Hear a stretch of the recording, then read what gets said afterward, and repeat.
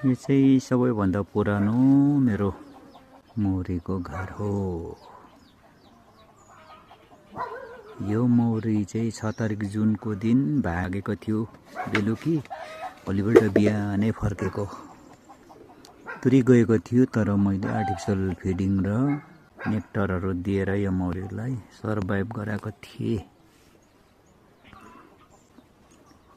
प्रायः नयाँ मौरीहरूमा यसैको चाका फ्रेम दिएर अरूलाई सर्भाइभ गराएको थिएँ, यसैले यो स्ट्रङै छ।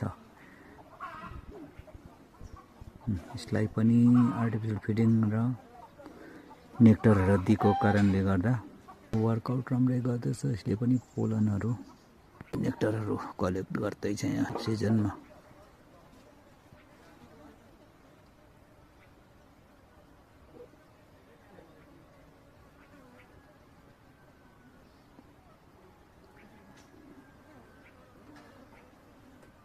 White pollen लियोले